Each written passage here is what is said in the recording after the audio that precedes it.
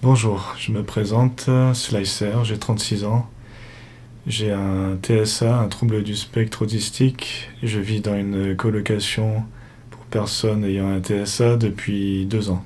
Alors, pour résumer mon parcours, j'ai été diagnostiqué autiste Asperger à l'âge de 24 ans. J'ai cherché de l'aide pour trouver du travail. Je me suis aidé de mes parents. J'ai essayé de chercher à droite à gauche, mais quand on était autiste adulte à l'époque, on n'avait aucune aide.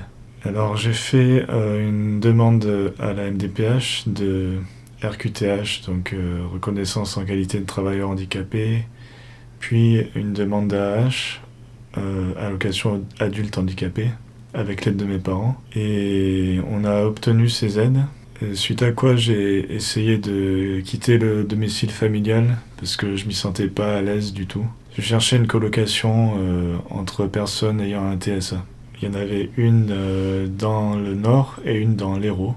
J'ai choisi l'Hérault et j'ai commencé par téléphoner à la gérante de Colocotisme, une association qui s'occupe de trouver des colocations pour les personnes avec TSA. Cette association a été créée en 2018.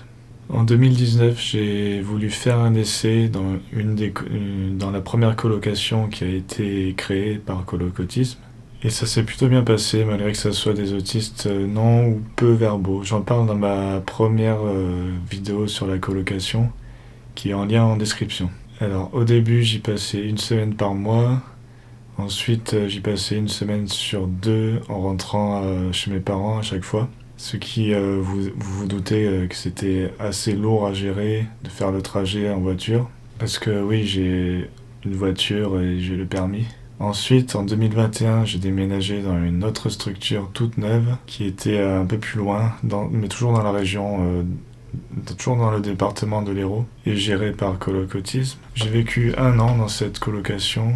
En rentrant de temps en temps chez mes parents, notamment pendant les vacances et certains week-ends. Alors j'ai fait la connaissance de nouvelles personnes. On était 5 dans la résidence, dont 3 personnes avec TSA sans déficience intellectuelle. Ça s'est plutôt bien passé dans l'ensemble. Des personnes accompagnatrices s'occupaient de nous et nous faisaient la lessive, la vaisselle, nous faisaient à manger, nous faisaient les courses, le ménage, suivant notre niveau d'autonomie. Le week-end, on était 2 à la colocation. On était en autonomie le week-end. En fait, on faisait les courses pour nous 2 le vendredi et on passait le week-end ensemble. Alors bien que le logement soit neuf, il y avait certains soucis, notamment au début. J'avais pas d'eau chaude dans ma douche, par exemple. Mais il y avait une climatisation et une piscine. Par contre, il n'était pas du tout adapté aux personnes avec déficience intellectuelle. En plus de ça, le bruit était omniprésent vu qu'il y avait du carrelage partout. Donc le moindre son se réverbérait dans la pièce. Selon les hypersensibilités, ça pouvait être très dur à vivre pour certains. Alors ce type de colocation n'était pas non plus adapté pour moi vu qu'il me permettait pas de progresser dans mon autonomie. Et même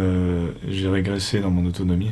Cela dit, c'était une expérience enrichissante et j'ai rencontré des personnes formidables, bénéficiaires comme m'accompagnant. J'ai ensuite déménagé dans une autre colocation, toujours dans l'Hérault et toujours gérée par Colocotisme, le 15 mars 2022. Mais cette fois, c'était une colocation uniquement pour personnes avec TSA sans déficience intellectuelle. J'y vis depuis 2 ans et il y a eu des hauts et des bas, mais dans l'ensemble, c'est une expérience plutôt positive. C'est une maison assez originale, ancienne, dont l'intérieur est aménagé d'une manière un peu bizarre parce que, en fait, elle est sur plusieurs niveaux. Il y a des petites marches dans le couloir central à monter ou à descendre. Mais il y a quand même la climatisation.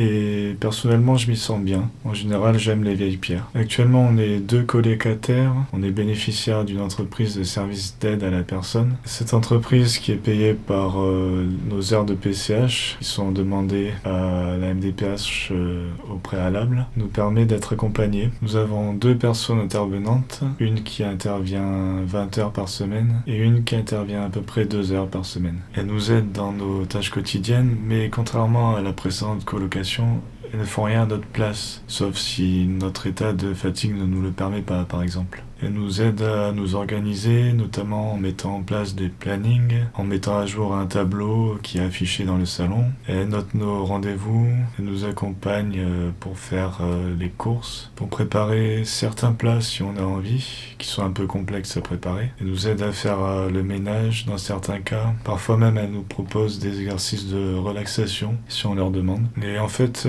rien que le fait de parler avec mes accompagnants, ça m'aide beaucoup à me sentir moins seul. Alors très bientôt, là dans quelques jours, ma colocataire va déménager. Elle va aller dans un studio où elle sera toujours accompagnée, mais où elle sera seule. Et 2 autres personnes vont emménager. Je les connais déjà et on a des intérêts en commun, notamment la musique, les jeux vidéo. Je m'entends très bien avec elles. Donc c'est plutôt encourageant pour la suite. J'ai hâte de vivre avec eux. Merci beaucoup d'avoir regardé. Je remercie toutes les personnes qui m'accompagnent et je remercie les colocataires. Voilà, bye bye.